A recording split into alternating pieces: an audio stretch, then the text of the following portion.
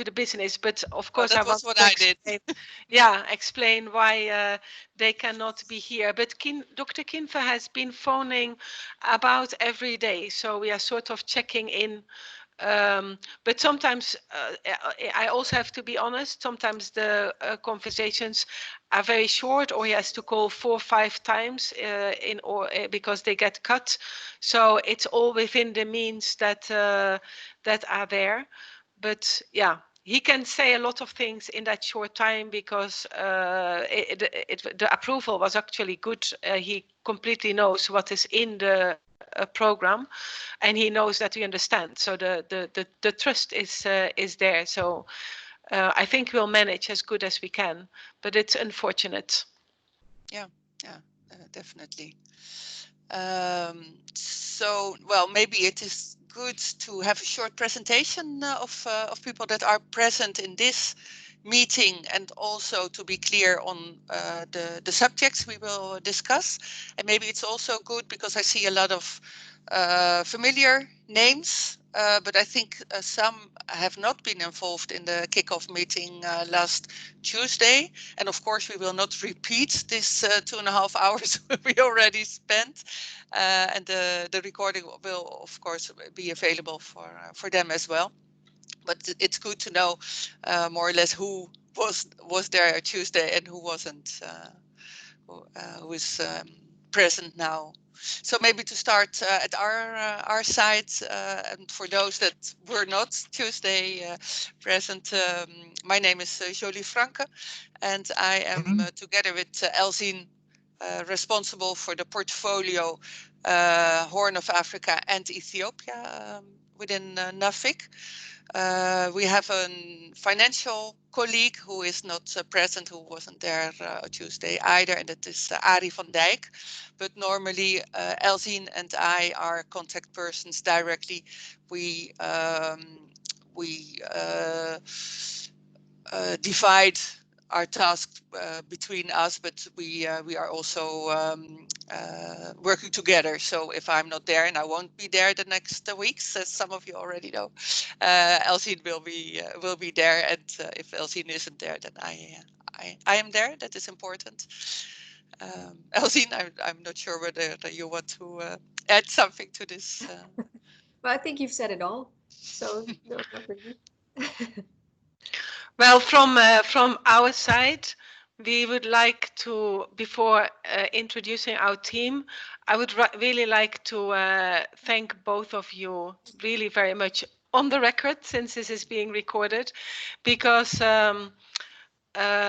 Jolie, we really appreciated the interactions, the meetings as of those visits, both from Dr. Kinfer last year, actually it's almost just a year ago, and then also the VC from KIU, and that just really helped to also across the continent, the African continent, to build that collaboration and that trust. And so we're just really so grateful for that. And I also really would like to really thank Elzine, and I know that she knows you have just been absolutely the best whenever you were trying to get information from us. You never stopped trying to find us, whether it was day or night, and really appreciate the dedication with which you guys at NAFIC have taken the responsibility. You don't always see that. I think it's really important to say, because a lot of us sometimes we just retrieve in, this is our job and we do it because it's our job. And you have just done it with your heart and soul, and we're just really grateful for that. And I wanted to say that thank you before we even start introducing ourselves. Thank you. Well, thank you very much. And I have to say that we have really nice jobs, and not everyone can say that. So it's really nice, and it is nice because of you, and especially, of course, stakeholders in the countries where we are working in the Horn, in this case, and in Ethiopia. That is what makes it interesting and worthwhile for us. So thank you. It's a pleasure working with you. Thank you, Elzine. Really, thank you. And from all of that, yeah, it's great because there's a lot of trust that has been built. And so even though we know that this is going to be very challenging in many ways, we also are really looking forward to it. So if I can introduce our team, then, well, of course, you know that Clara has done an incredible job in putting really all the content together. I'll give you the floor in a minute to say something yourself, but just to introduce from my side the team. I'm very pleased that Beta Vallejo is in our team. We worked a lot with Beta on the previous Tilburg NUFIC project. So I was just so happy when I phoned her and I said, Beta, I need you. And Beta said, of course, I'm there. So she'll be there and she'll be in touch with you also quite a lot. And then, of course, we are very grateful that we can reset the project a little bit now, which is also very necessary. We have both the COVID-19 challenge and the political situation, the sensitive situation in Ethiopia. So we are just incredibly grateful to both you at NUFIC and to VC at KIU that when we requested them to take these two NUFIC projects together in the sense that we very well understand the different objectives of the program, but that in as far as there are capacities available to ensure that they are implemented in a smooth and interactive way, that we don't duplicate, that we can ensure that to be the case, and also in that sense really help support especially Mekelle and Addis Ababa, where the current situation is not always 100% conducive, out of their control, but that is the reality. So when we asked VC, he immediately said, yes, he has just become such a good friend. And then he asked Dr. Anna, who is also here on the call, who is going to be for KIU, the point person who will be implementing with many more people because we need many more experts, but there's one to-go person, and this is Dr. Anna. So that is why you see briefly us. interrupt on that? Sorry. Yes. Dr. Anna says she's in the waiting room. Could she be let in? Because I think it's important that she is joining. Of course. I don't see anyone in the waiting room. Oh, okay. Let me go back to her on WhatsApp. Sorry to interrupt. Huh? No, it's good because. But Dr. Anna is there. What am I doing? Oh, I thought she was there. I have the smaller. Let me send her the link. She was in the confusion. She tells me about the time difference. I've just sent her the link. Oh yeah, I've sent her the link as well. Yeah. I've asked her to maybe try again to log in. So Dr. Anna, you will see her. She will introduce herself. She'll be there in a minute. And then Francesca, who is also our key person in the whole program that we have together with KIU on computer science and data science. And so it's a very strong team, plus also Professor Tayo, who helped to establish the other program. She says the app is telling me I'm in the lobby. Do you see her, Elzine? Because I don't see. No, me neither. Maybe it's is she able to? Yes, now I see her. Good. Yeah. If it's okay, she's joining. Yeah, I think she's there. Yeah.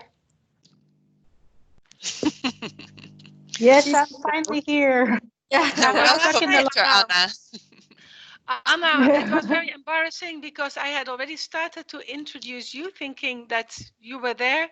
And then Clara very well observed that you were still in the waiting room. So it's good we have found you. Anna, Yes. hi, good morning. I was stuck in the lobby for a while. Sorry. No problem. Good morning to you all. Good morning. Good morning. Morning. So, morning. Anna, just to go directly to the point, we have had the introductions of the team of NUFIC. You know them from the last meeting on Tuesday. You were there. Yes. I've introduced Clara and Betta, you know them also, they're part of our team.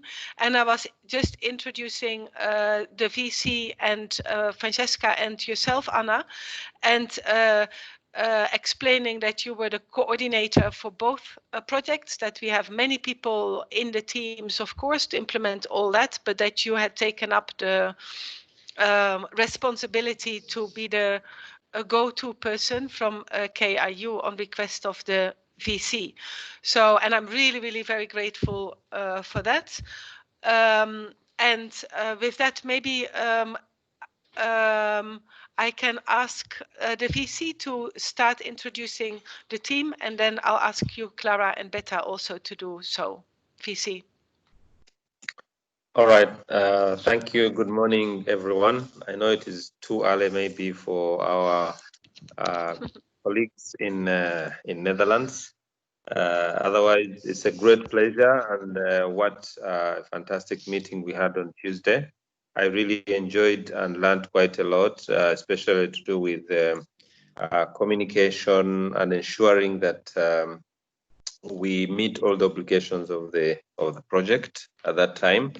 And I think having one umbrella to join all this. And also I want to welcome Ahmed from the East African University and other colleagues, Anna, Francisca, Miriam, and the rest. We are here to share in great details and guidance, further guidance from the NOFIC team.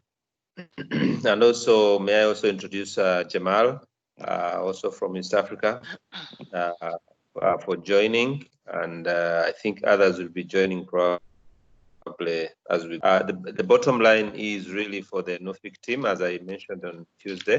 It was a great honor, and also to have an interaction with the NOFIC team, and also learn more. And us as universities coming on board is a good thing, because we do absorb quite a number of these communities in the area where we'll be working: Sudan, South Sudan, and Somalia. As it is the Horn of Africa, we think we can contribute, and we appreciate the opportunity given to us by NOFIC in consideration of the projects that we proposed. And on behalf of my team, I know we have issues with the Ethiopian communication and a few other places within the East African region, but we'll try our level best to actually work around the clock to make sure that their roles within the project. I thank you. Thank you very much, Vice Chancellor, and I'm so happy to have you here again. And I was also glad you were there on Tuesday. That was very important for us as well. So thank you very much, and we're also looking forward very much to working together with you all. And perhaps we could ask Ahmed and Jamal also to, I know they don't need introduction. They were there at the last call as well, but it's great they are here. Dean, would you like to say something?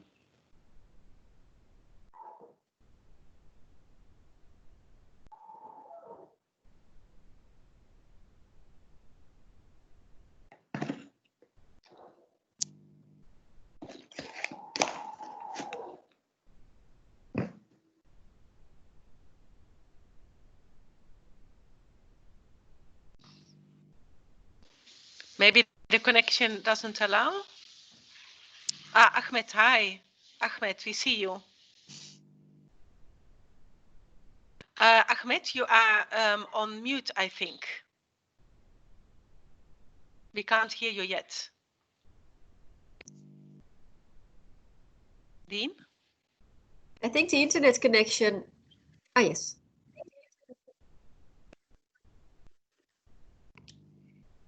He is not on mute. You are not on mute, Mr. Abdullah.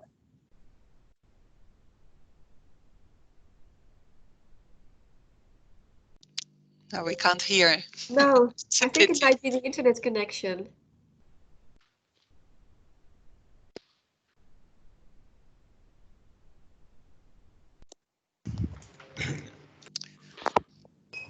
I think Ahmed has internet connectivity.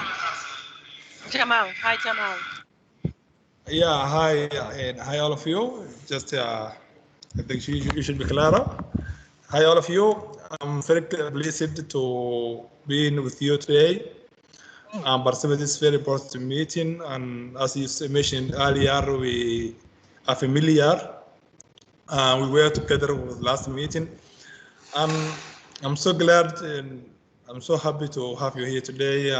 We wish a lot to achieve in upcoming years, and I'm very glad. Thank you so much, and thanks for Mr. Muhammad VC for your kind words.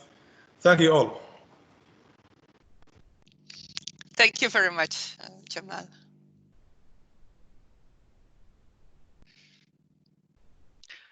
Clara, Beta, would you like to say a few words of introduction? Clara, maybe? Yeah. Well, I think all of you by now will know me either from the emails or phone calls or spoken words. So I'm very happy to be here. I look forward to working with everyone. My name is Clara Smits, and from the Tilburg University team side, I will be helping to hopefully keep everything going in the right direction. I'm very excited. Even though we have a short time, I'm sure we are going to do really great because everyone is so committed. And I also wanted to briefly introduce someone who is not here with her camera on, but Kristina Merigorova. She is also part of a Tilburg team, and we form a nice duo together in hopefully supporting all the work that will be going on the ground. So I'm very excited to get started. Well, we have already gotten started, but to get into the real sort of implementation side of things.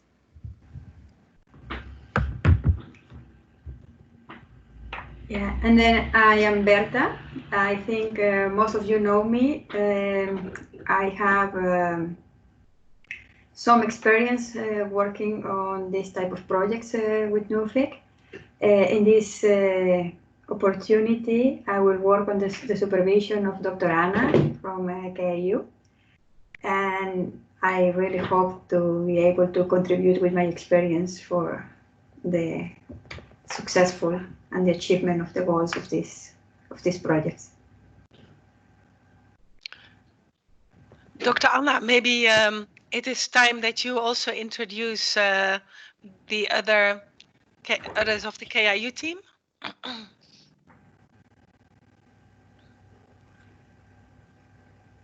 I think you're on mute.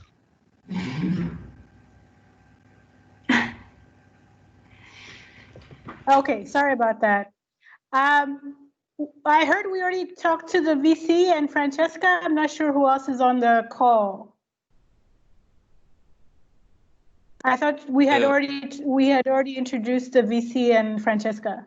Yeah, but Francesca has not said anything yet, so it is now you and Francesca's turn, I think. Yeah, I also want to register the apologies of Professor Tayo. He asked me to stand in for him and report back to him. He couldn't make this call this morning. Professor Tayo is our DVC of Academic Affairs. Francesca? Hi, everyone, and it's nice to meet you, Jolly and Elsie. Francisca, I'm from the KIU team. I'm also the executive coordinator of Budan Africa. I don't know how much of the Budan Africa project Professor Miriam has spoken about, but Kampala International University is leading a team of other universities in 6 countries: Nigeria, Tunisia, Ethiopia, which incidentally Mekele University and Addis Ababa University are part of the team, Zimbabwe and Kenya. We're building fair data points on observational patient data in the COVID-19. And of course, we're also extending out to research articles, news articles on the COVID-19. So I look forward to this implementation and looking at the level of experiences and the support from NAFIC. I have no doubt that we're going to have something we all will be proud of. Thank you. Francesca is also in charge of international projects and cooperation. So she's doing a really very, very excellent job in KIU. And then the last, but certainly not least, is Christina. Christina, you want to say something?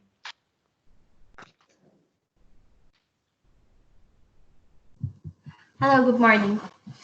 Morning. Hi, everybody. My name is Kristina Melicherova, and as Clara mentioned, I will be part of Tilburg University team in this project. And I'm excited to be here and work with all of you, because it was just first 2 weeks of starting preparations, but we learned certainly a lot from the expertise of all of you. So I'm excited that we can continue with this work in upcoming months. Thanks, Christina. Thank you very much, the introduction, and I think we can start straight away, maybe with the making an inventarization of the points we have to discuss during this meeting. From my side, or from our side, what we'd like to discuss is the results of the assessments of the two proposals, the two applications. There were conditions and recommendations in the grant letter, and I think it is very important that you understand what is meant by that and what are the implications. But maybe from your side, you have still questions that have not been answered last Tuesday, and maybe there are things you would like to discuss with us.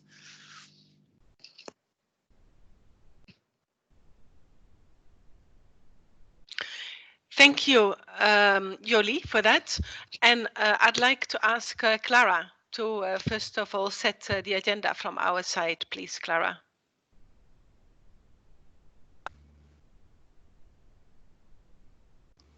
Sorry, I'm experiencing some delay. I'm going to turn off my camera to see if this helps. Okay. So thank you very much. First of all, I wanted to make a small point of clarification, because firstly, we had planned this meeting to be an inception meeting of both the Ethiopia project and the regional project, which share a lot of the same partners. However, I've understood that this is now a kickoff meeting of the regional project. Is that correct? Not necessarily. No. We maybe I was in in mentioning the title of the meeting. I only mentioned, I think, the Horn of Africa, but it's our intention to discuss both projects together, because, as you say, the same organizations are involved, although in other roles, and that is one of the issues I also would like to stress and to focus on. But as far as we are concerned, we would like to discuss both projects. Okay, that is good to know. That's excellent, because I think that is important also from the agenda from our side, which is why I asked. I think what we would like to put on the agenda for today, as the most important point, I think, is the alignments of the two projects, in the sense that when the Ethiopia project was accepted, we did not have the second project yet. We weren't coordinating with that. So I think, and then given the circumstances of COVID-19, suddenly it became a lot more essential, I think, to all of us, that, and we also started seeing that the teams that we have can very well work together and overlap on the similar topics, and that also, given the short implementation time, alignments are necessary to ensure that the project objectives are met. So I think that's the most important agenda point for us, which sort of encapsulates the discussion we would like to have with you today. That's great. That's fine for us. I also wanted to ask the other partners that are present today whether they have anything to add to the agenda.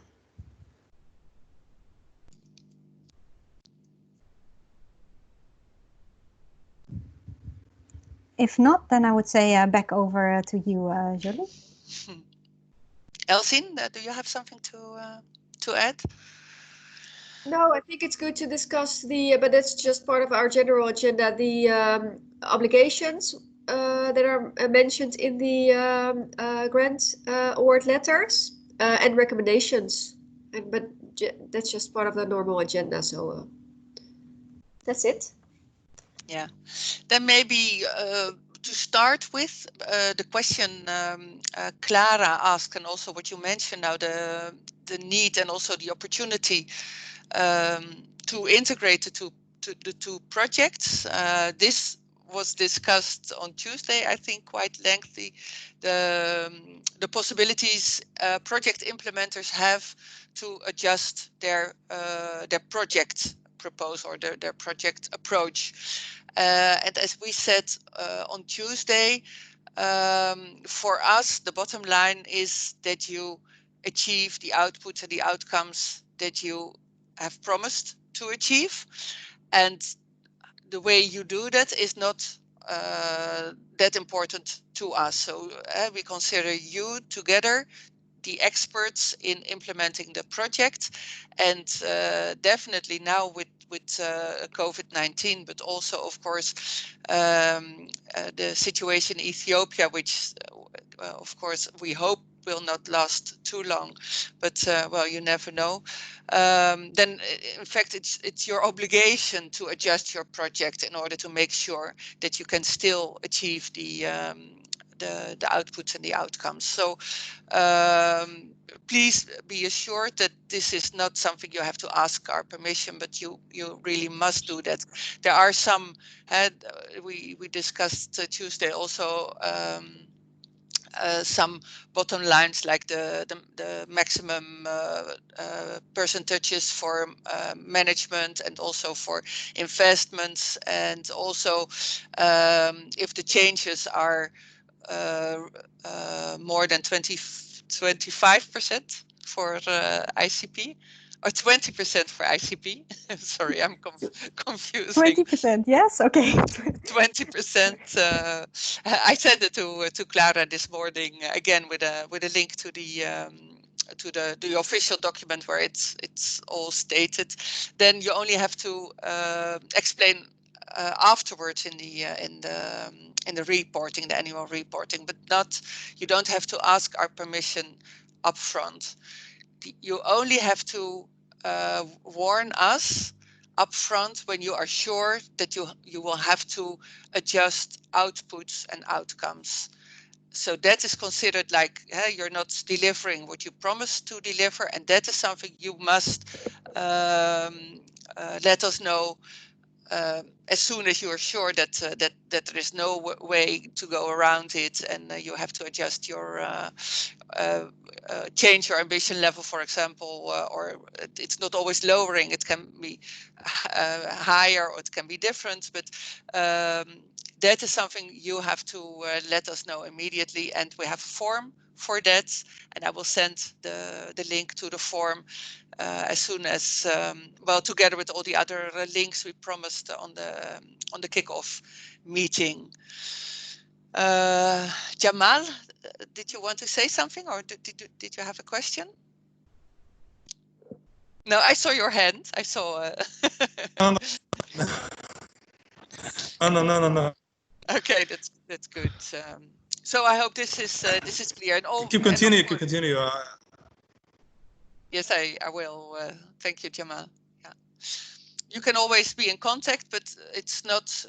We really consider you to be the independent implementers of these two projects, and our role is really to keep a little bit from a distance.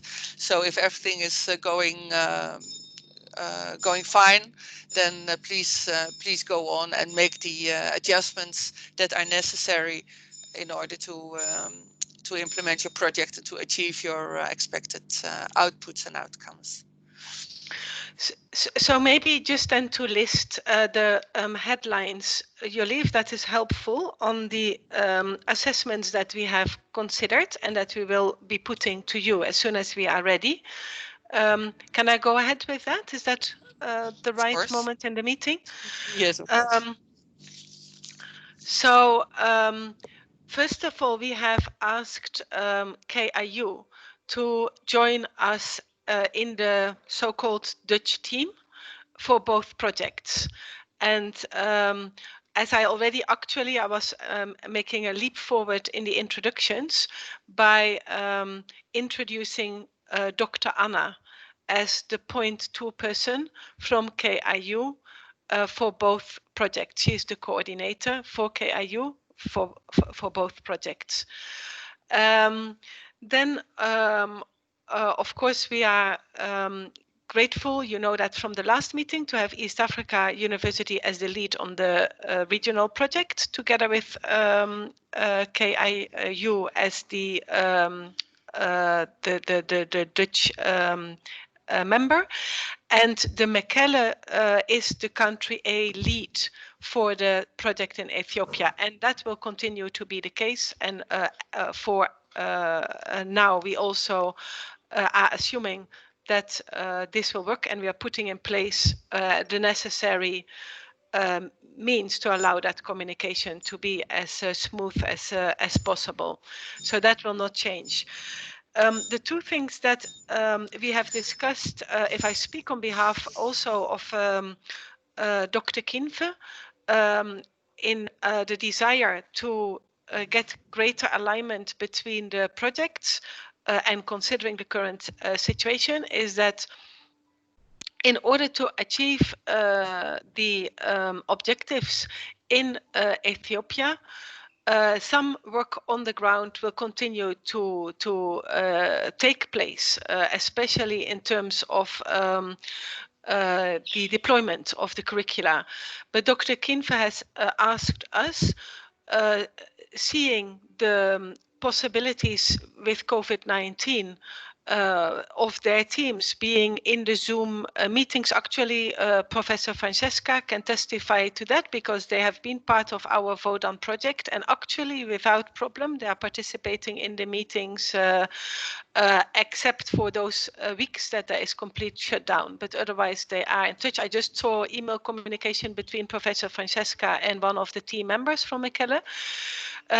So we will ask for the development of the curriculum to be integrated in the distance learning formats, which then means that first of all we can better link the experts to the development of the curricula themselves, but also it means that the Ethiopia universities can benefit from the curricula as they will be developed in the regional project.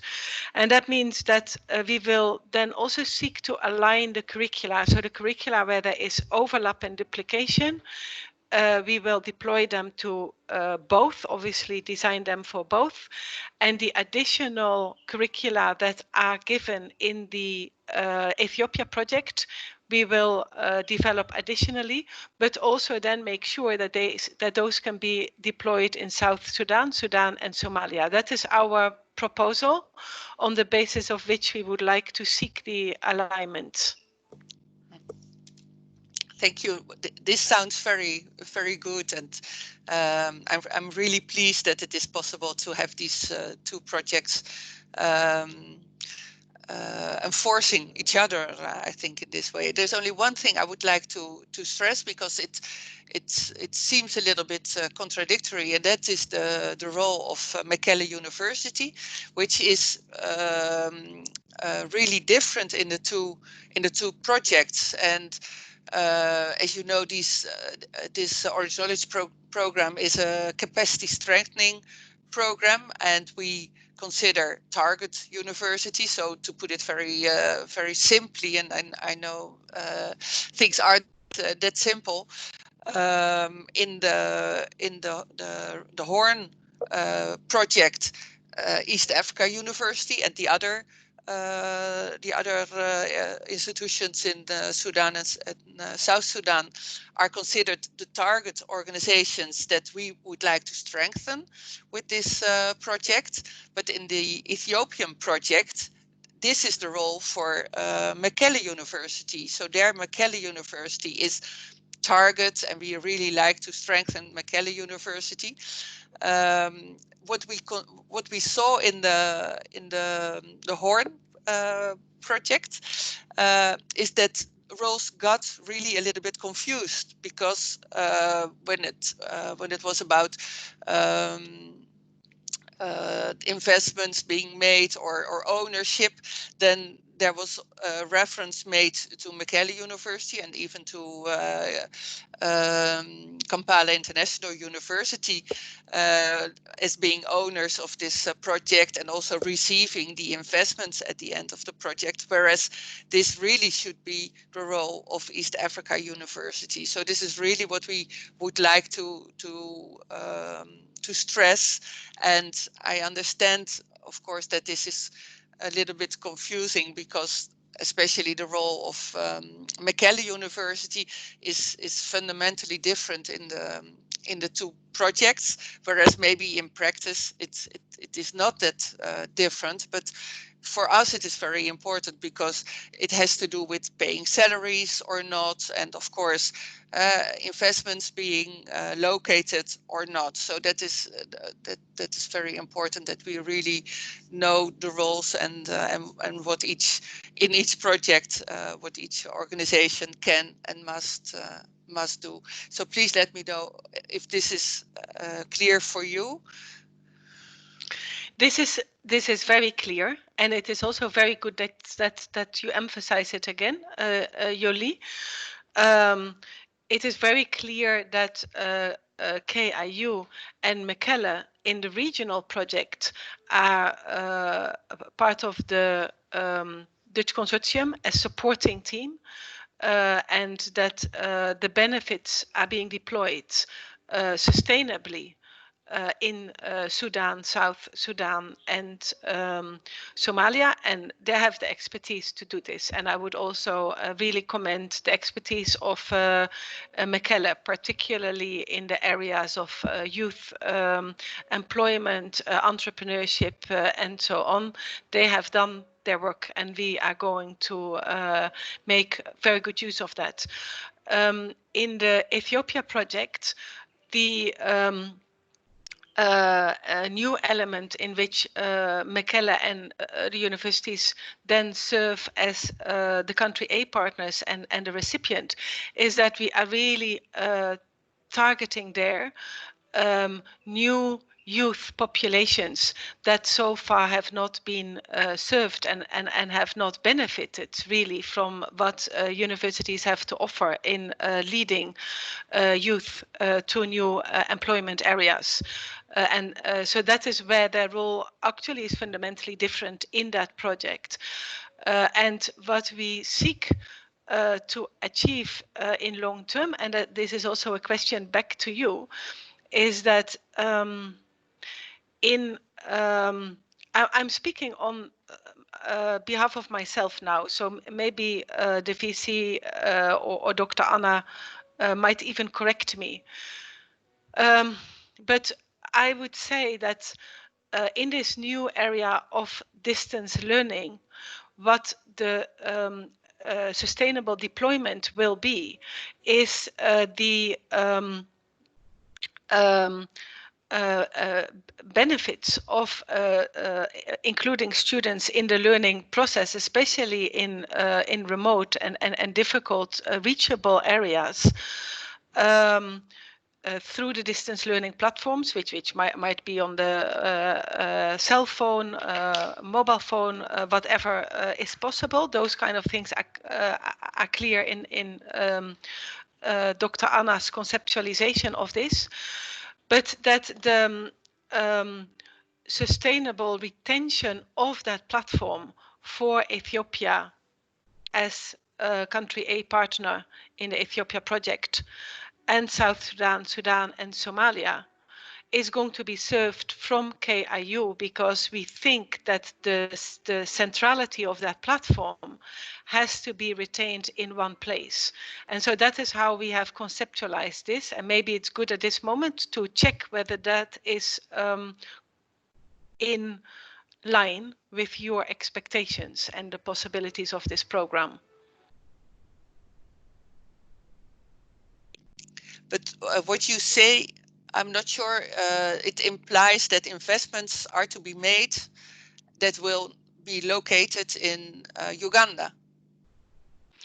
Yes, it means that the deployment of the investments to serve Somalia, Ethiopia, Sudan, and South Sudan, I'm putting them together now because we're talking about the integration of the project, that requires investments at both sides, both at in the deployment area, which are part of the deployment part of the project, but also the curricula being served out from KIU. Yeah, I guess you will have to show that this is necessary for achieving the objectives, and so if you have a good argumentation, then I guess this must be possible, because this is what you need to achieve your objectives also in a sustainable way. So I think it is important, because it is possible that, for example, an auditor that will look into the details of those investments will make objections. So then you will have to show clearly that this is necessary and also show how this will be in the future, not only during the implementation of the project, but also after the project, that this will mean a sustainable network working with all partners. And I think it is important then that also Mekelle University in the Ethiopian project and East Africa University for the regional project, that they explicitly agree on having those investment located in Kampala International University, and consider it as part of their network, but have it not centrally but decentrally located. That must be clear enough, I guess. Elzine, what do you think?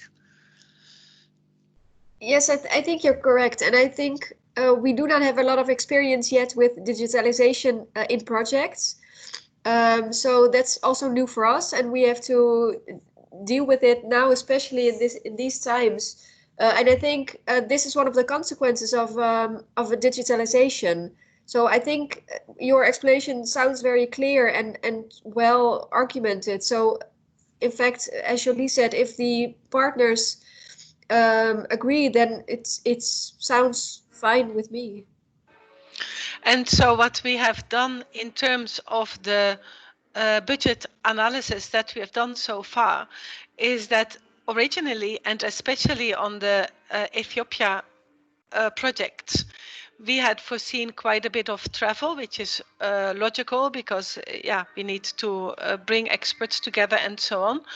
So we have in our assessment felt that under the current circumstances that travel is not going to be possible, and therefore that we would really move that into supporting the same, but through the digital interaction. But that then, as a result of that, we would like to have that digital platform in place in KIU, where it is just really best placed, and that would then actually also carry much better into the future, because travel is gone when you have made the travel, whereas here actually we can put some system in place. But perhaps I can ask the VC also to add to what I have just said, and as to how he sees the role and the intention of KIU in this sense. Thank you so much, Miriam and Jolie and Elzine, for the clarification. I think what Jolie has emphasized is, and which is really not very common with many projects. You'll find that there's a lot of rigidity in implementation, but allowing that flexibility is a very good thing, because now there are practical considerations, especially in the area where we'll be working.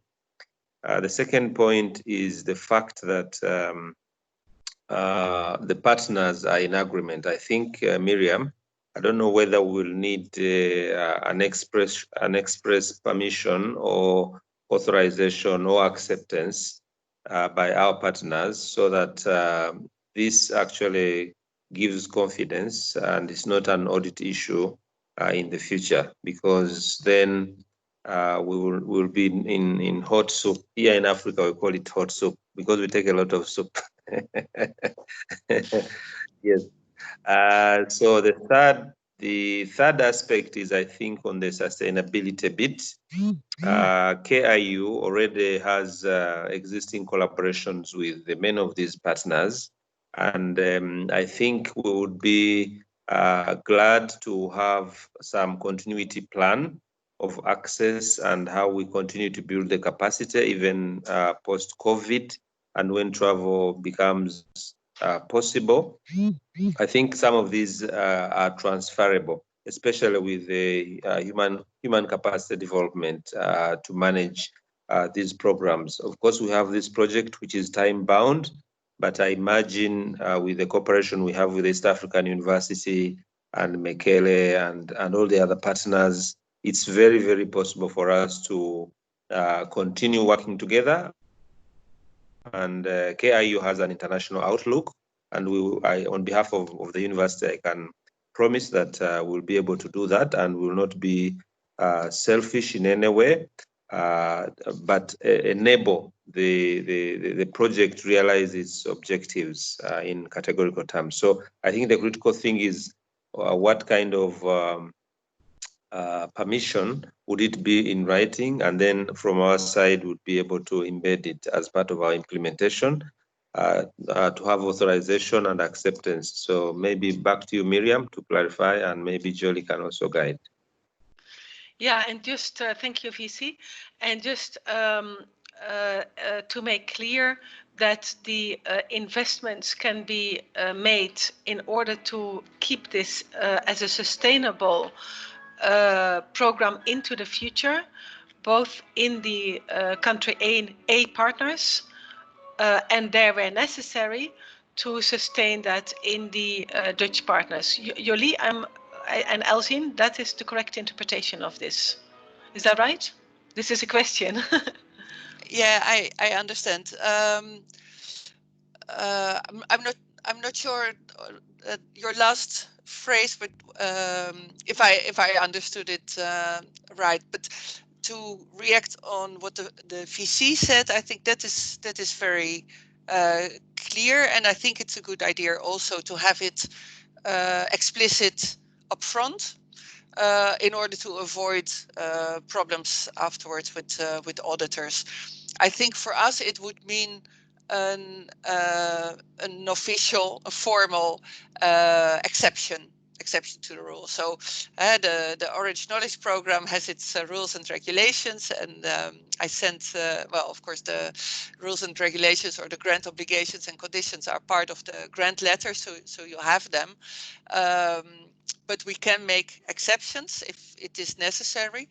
COVID-19 already gives enough need for being flexible, and we really try to be that. And I think this is part of it. For the regional project, we asked a report 0. So we asked, in fact, what we asked is an adjusted work plan in which not only the COVID-19 situation is taken into account, but also some of the other subjects that were a little bit critically assessed by the assessment committee. And I would propose that you include in that, or together with that information, a formal request for an exception to have part of the investments being located outside the target countries, because that's where I got confused, Miriam, and it's our fault because the country A definition varies for one project and the other project. But if I say target countries, then I mean East Africa University and the other target partners in the regional project, Mekelle University in the Ethiopian project. So if there's a joint request to have part of the investments not located with them, but located outside their countries, outside their organizations, but within KYU, but serving their interests, then we, Elsine and I will, I think we will have to ask for a formal exception, and with this the formal exception, then there won't be any problem.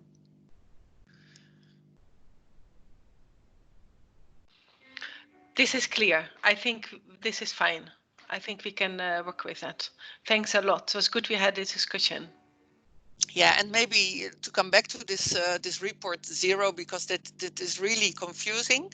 And I saw Clara ask a question about it, and Elsine answered the question, but I didn't see the answer of Elsine.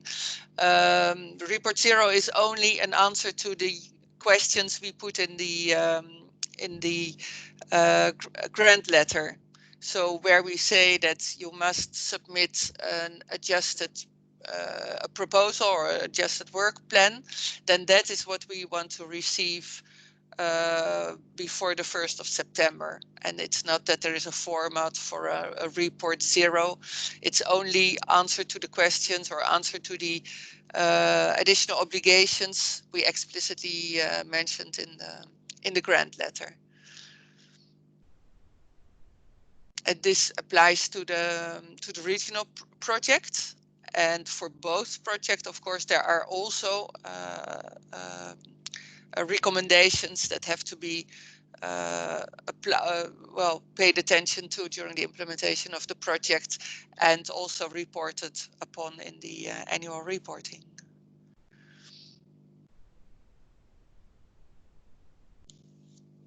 So maybe this is also the moment to go into the detail of the additional obligations of the regional project, because I think that is most important.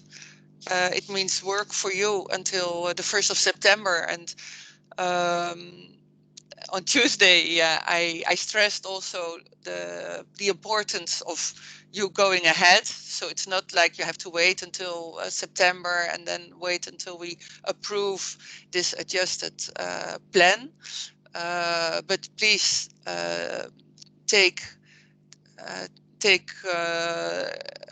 into account the obligations and the recommendations and go ahead with both projects. But we would like to see this adjusted plan, and then of course this request for exception regarding the investments at the beginning of September, so we can formalize that.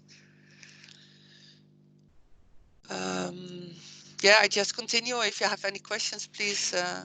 Yeah, Jolie, maybe just that this principle of like go ahead while you are also preparing the response and the adjustments that you propose might be quite important, because to have that perhaps in an email or something written, because I might be having difficulties otherwise in the university to really allow them to move ahead, which, I mean, now we are kind of doing this on a sort of a voluntary capacity, which is fine, but for a month, that becomes a bit difficult. So I would at some point also like to point my university down in allocating the hours to the team that is helping in putting that ready. So it's something that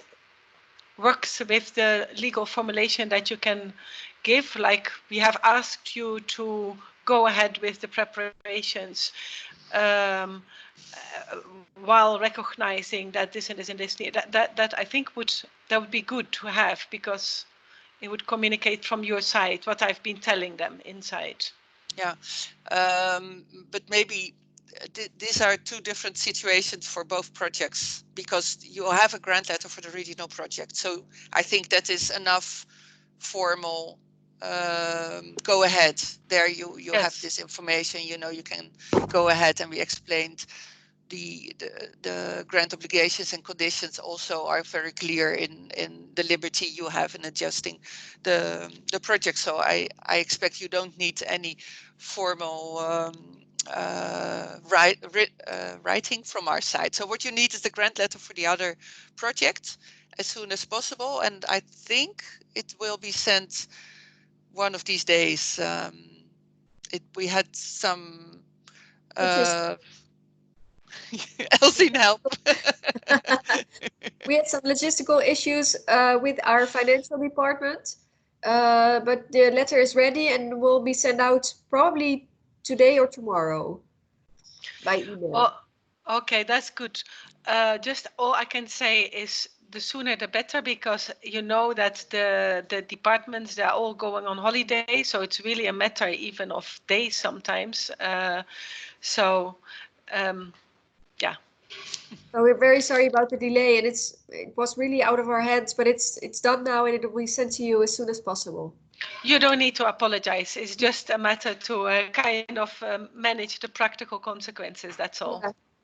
Yeah. I think what is important for Elsine and myself to make sure that the starting date of the project is 1st of July, I think, in order to make possible that the hours that you have been making now can be included there. So I think normally that is not done, but in this case, I think we must make a case about it. And if, well, I'm thinking out loud, if we won't, I'm not sure, Elsine, whether you already talked about this, but if it would be a problem, then maybe also you might shift hours to the regional project, and then in the next month, well, I'm not sure whether it is that would be possible for you, but we will try. Elsine is looking at me.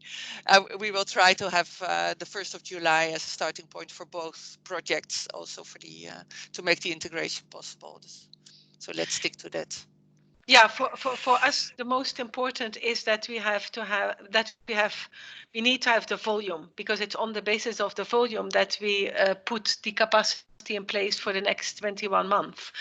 And even that obviously takes some time. So the certainty we want to, and I would like to have that before departments really close, because otherwise the administrative start only half August, and that means that we have lost 2-3 months, which in this timeline we can hardly afford.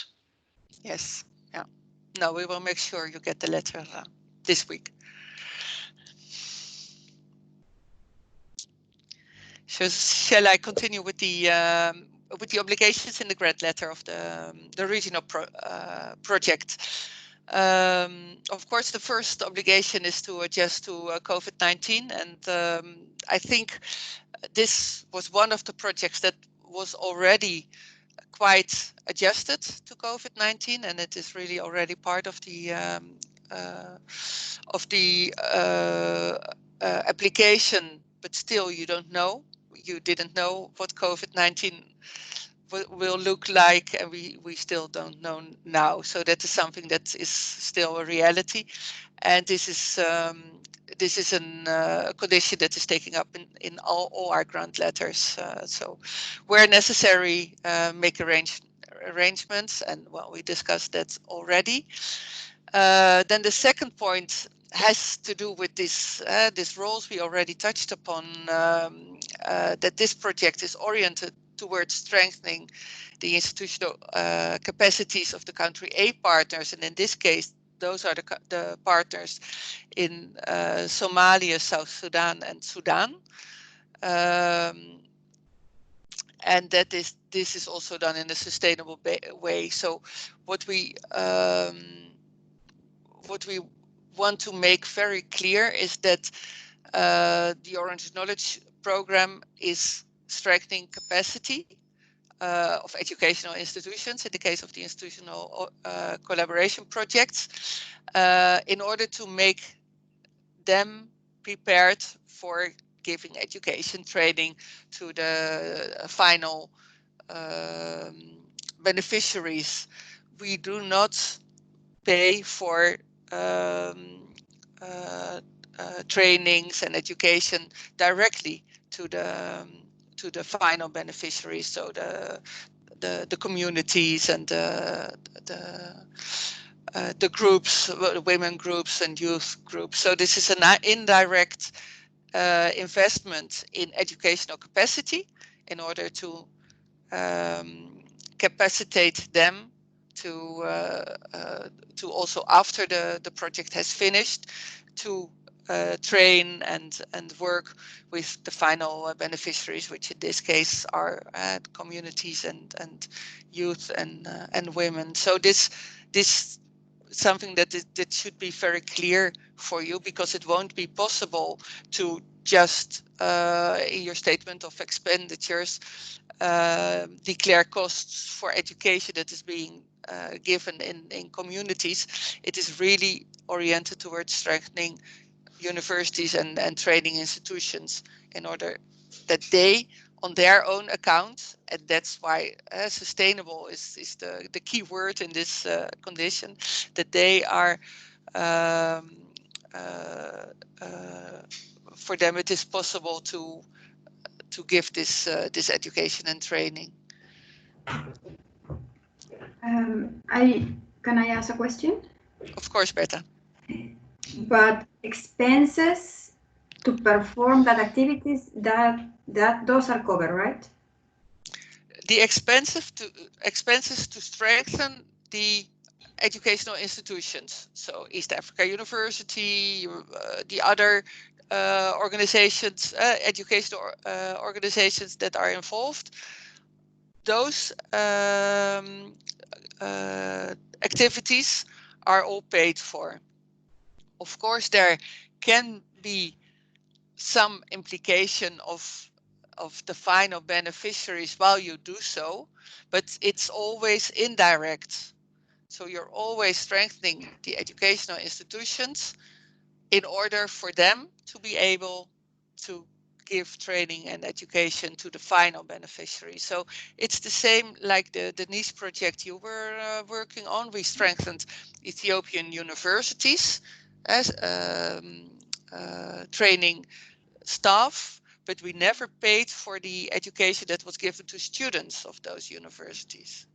Okay, so the expenses for making the implementation possible, those can go in the budget.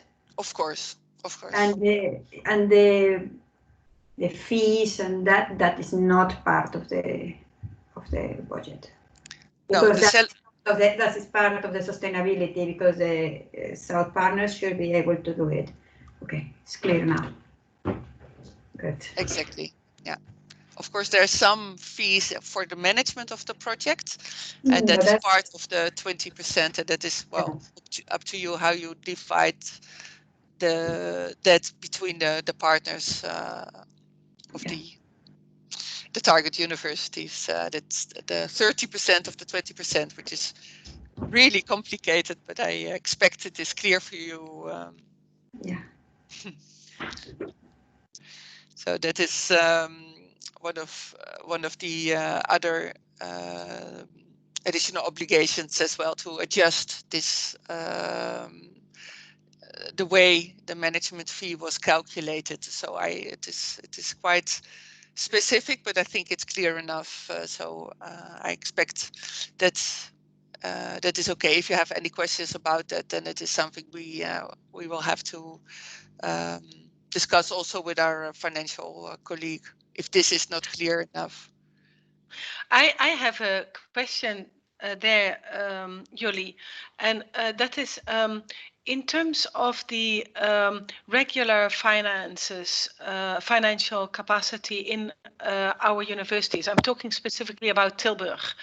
Is it something that the additional time that they spend? So I'm not talking about the people who are specifically implementing this project, but I'm speaking about the regular, let's say, back office.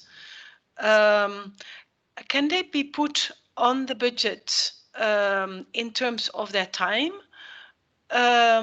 or are they expected to be paid out of the general the general admin? How do you usually do that?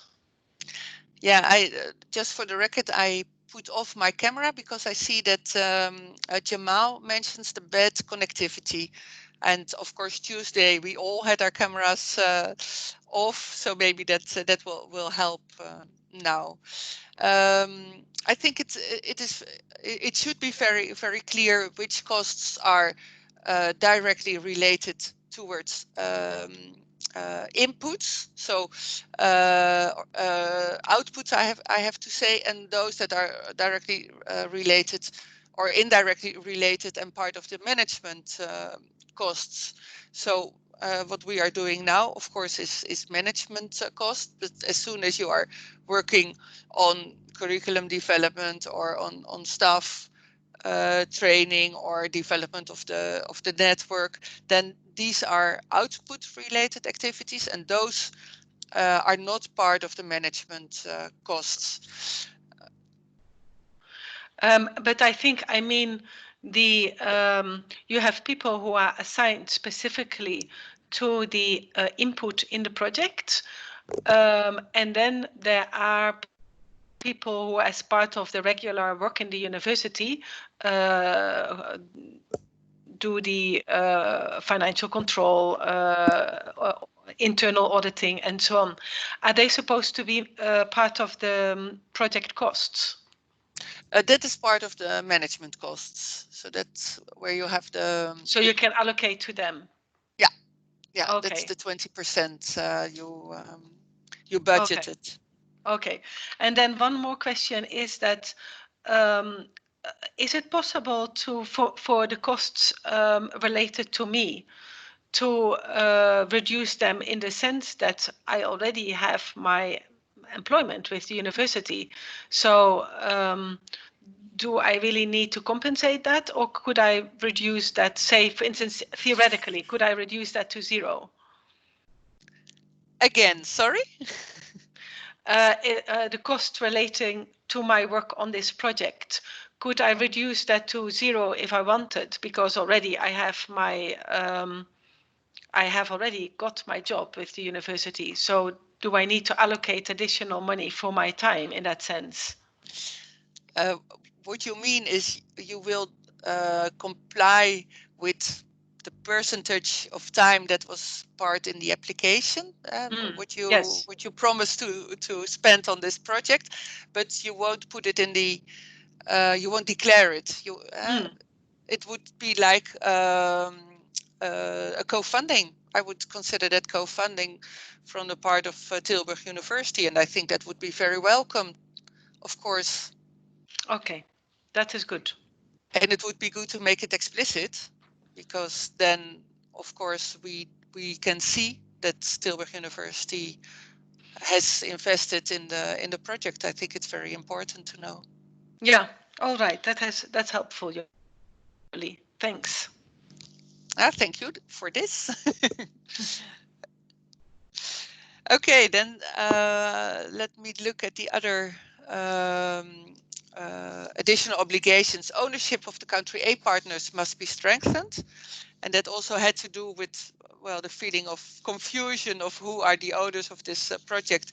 And well, I'm very glad that, of course, now the responsible team members from East Africa University are here, and I think it is very important to know that this project is for them in the first place, and well, we really hope that they feel that this is their project, and they will be involved in the implementation and in decisions. So these are the additional obligations that we asked to be developed in an adjusted strategy, but that we would like to receive before the 1st of September. So please let me know if you have any questions about them.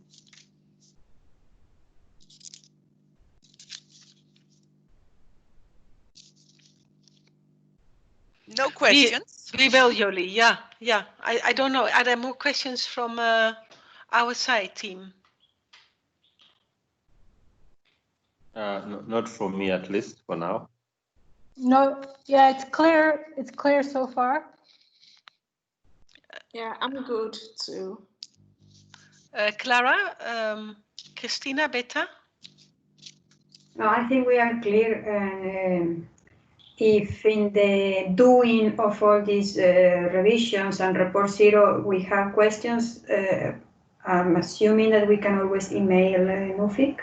Of course, and make sure you include Elsine. Yeah, of course. Yeah, I don't have any questions for the moment either. So yeah. Yes, neither on my side. For now, all clear. Miriam, you had a question? No, I think that I'm also clear. That's great. I think from all of the people, I'm probably the least clear, but then I have a lot of bright minds, so they will enlighten me. Thanks, Jolie. Okay, thank you. Well, then we'll finish with the recommendations, and I think that is they will speak for themselves. But just to make sure that you, if you have any questions about them, I can explain them. So the first was the recommendation to closely liaise with the local private sector, including larger corporates as well as microfinance institutions. So this is in order to increase employability. And of course, employability is very important for this project and for all projects, I should say.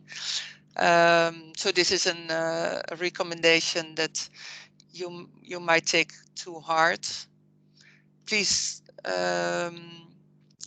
let me know if you want to say something. If not, I just continue. The same goes with the recommendation to mainstream conflict sensitivity throughout the intervention. So the assessment committee thought it was not enough mainstream. So please make sure that this is well, you know very well that these can be very difficult areas to work. Then one on a recommendation that has to do, yeah? I had a question. Yes, easy. On the liaising with the local private sector. Is this prospectively, in other words, that the linking the potential youth and women into employment in those organizations? Exactly, that's the idea, to have them already involved during the implementation of the project. Yes. Okay. That's clear, thank you. Okay, and then there was a concern regarding the access to smartphones, computers, and other hardware, which is important for the internet connection, and of course the internet connection itself. Well, I think you know very well what is important and what is asked to make this possible, but to have attention for that, and also in view of the sustainability, of course, that this in the future this can go on.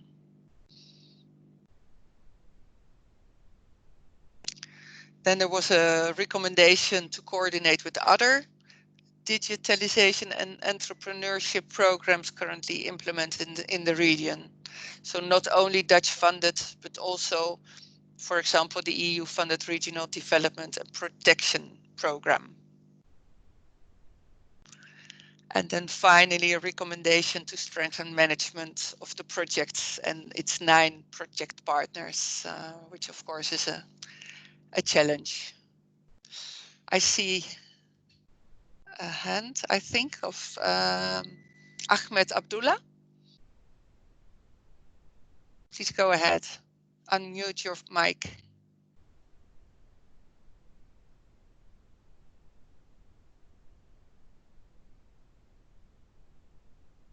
We can still not hear Ahmed, I think. if you have a question but you can't succeed to talk Be within the heard. be heard, then you can also ask put your question in the chat. Ahmad, please type your question in the chat because we can't hear you. I wanted to suggest on the issue of coordinating the other digitalization entrepreneurship projects in the area. Does NUFIC have an up-to-date database that we could benefit from so that the links are easily established? I'm afraid not. So this is, of course, something that come into the assessment committee because of the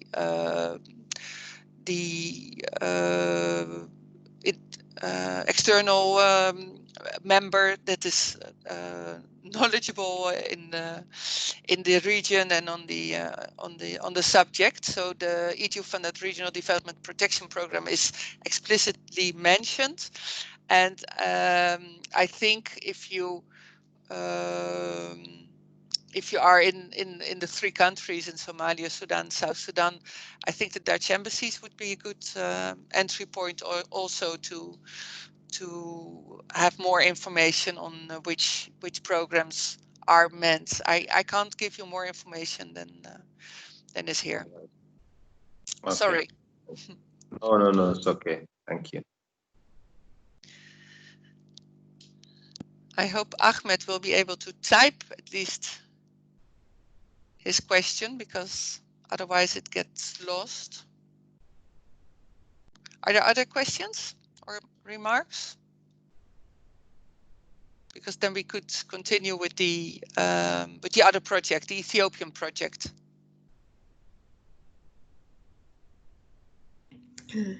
Yes, if there are no questions, then I can continue with the Ethiopian project.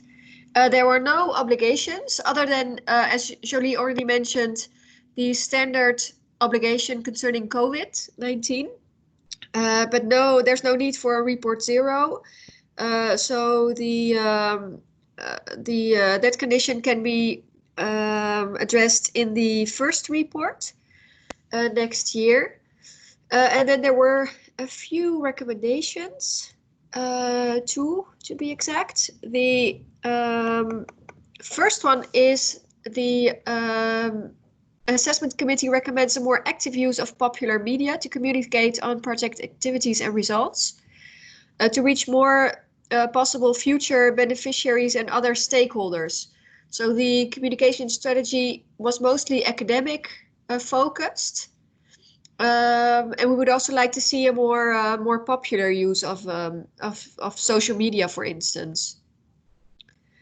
So that's the first recommendation.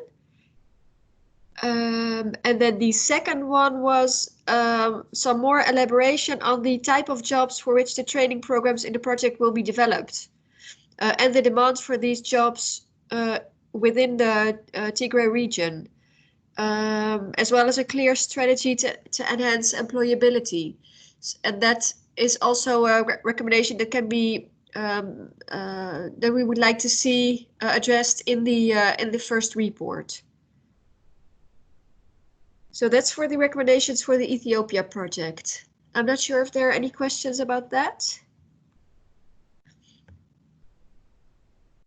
I think these are in order. These are all good comments, as is the same for the first project. So we will definitely address those, and I'm sure we can. Okay, thanks, Miriam. Yeah, that's great. Thank you very much. Then maybe just to add something that was, of course, also part of the kickoff meeting on Tuesday. In the meantime, Elzine and we will be busy entering your projects, the 2 projects, into the ACFO RSR system. And I was looking at the log frame, and it looked good, but I'm very sure that when we are in the middle of entering indicators, results, and targets, that we will have specific questions, and then we will be back to you. And I guess that Clara then would be the first person, or someone else who could answer the specific log frame questions. That will be Clara. Yeah, I think it Okay. would be helpful to have me as a first point of entry at least, and then I can go back to any partners that are involved. Yeah. Okay, then, well, I expect that there will be some specific technical questions about numbers or percentages, or, well, we won't do that now, but we will be back to you, Clara, then. As soon as that is finished, then of course we will ask you who will have to have entrance to the system, who do you want to work in, and of course, talking about ownership, it is very important that East Africa University in the one case and Macaulay University in the other case, that they are able to actively also work in the system. But we'll get back to those questions to you, Clara. Yes, thank you very much. Looking forward to it. Well, I think we have then 3 minutes left. Are there any issues still pending? Please let me know. There's one question. I see the, yes, I see it. A question of Jamal. Shall I read it out loud and then maybe we can? Jamal says, I need clarification on investment. Does that mean only KIU will be beneficiary, or other partners can also benefit? For example, computers, smartphones, etc. Yeah, I think it's more the other way this around. answer is Yeah. Yeah. Okay, Miriam, go ahead. I think if I have understood it properly from today's conversation, the answer is the other way around. So the investment is really for the beneficiary universities, so that they are enhanced in carrying out their enhancement of students towards entrepreneurship and employment, but in as far as we will need to make some investments at, for instance, KIU to enable that, because we don't want to, it would be very expensive to have investments in each country, in each university. So it needs to be somehow in a coordinated platform, and therefore also looking at what others have already done in the region, for which we will go back to the EU delegation and the Dutch embassy, will also ask permission to make some investments outside, but we will do that always with the consent of the country A partners and leads, of which East Africa is important to us. Is that correct? From our side, that is how we discussed it, and I agree. So I hope that for Jamal, this answers his question. Well noted. Okay.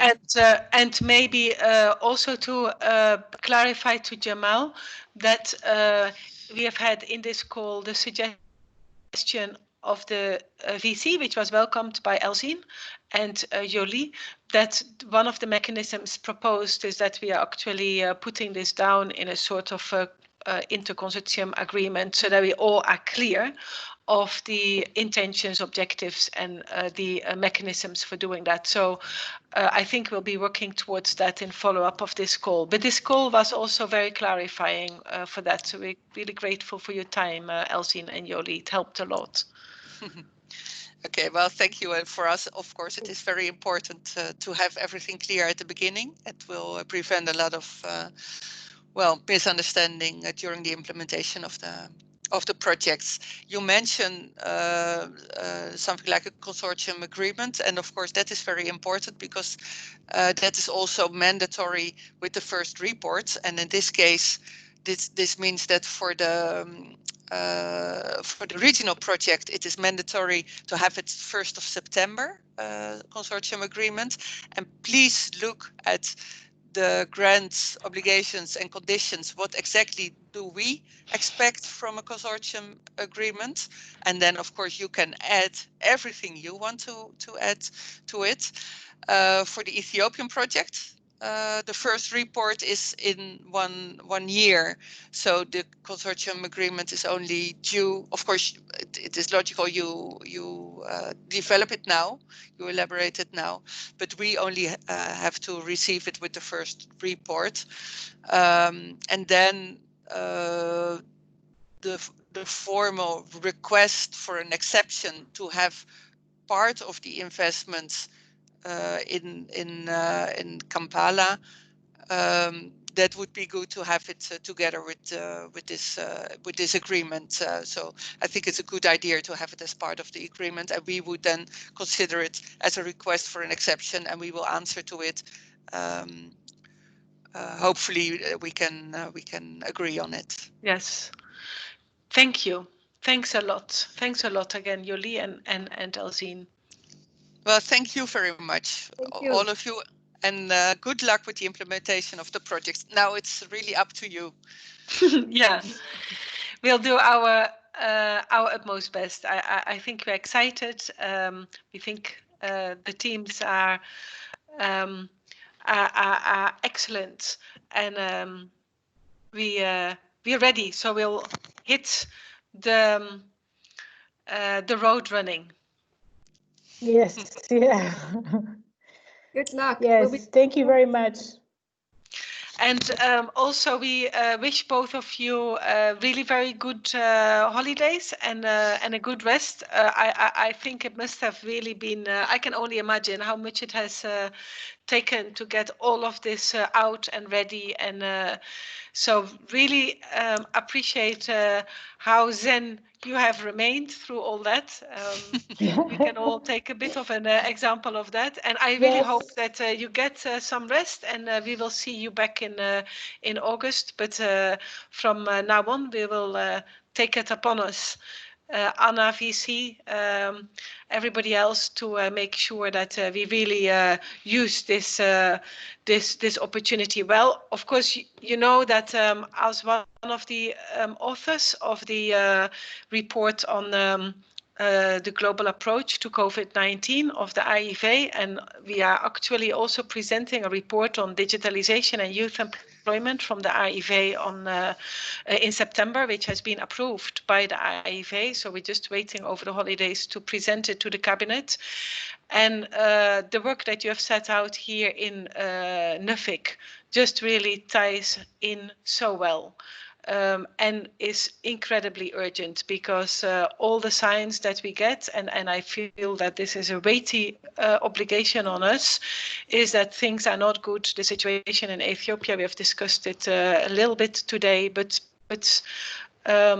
across. And so we really need to find new ways of addressing this.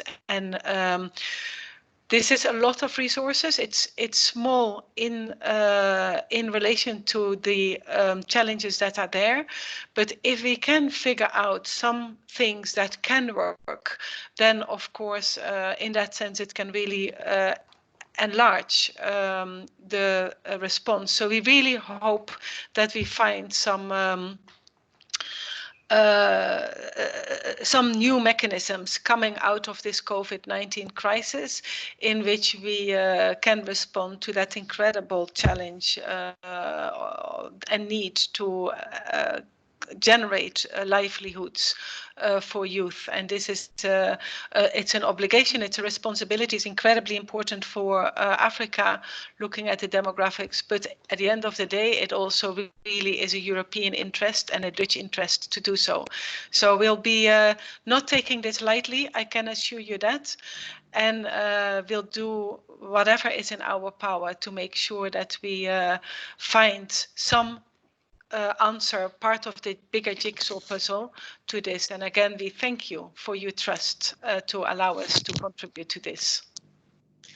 Thank you very much, Miriam. And well, to be honest, I hoped I was the only one having holidays, because I really think you should go ahead implementing your projects, because time is so short. And of course, Elsine is not allowed any rest either. Elsine will be working all summer. So please do not hesitate to contact her if you have any questions. I wish you good luck, and I agree, Miriam, on everything you're saying. Looking forward to reading the report on digitalization in September. And well, I think we are already, or you are already at the heart of this matter with these two projects. Very important. I wish you a lot of success. Thanks a lot. Thank you. We'll speak after your holidays, Jolie. Elsine will find you. All right. Bye bye. All Thank you right. very much. Have a Good good one. luck. Bye bye. All right. Bye. Bye. Bye.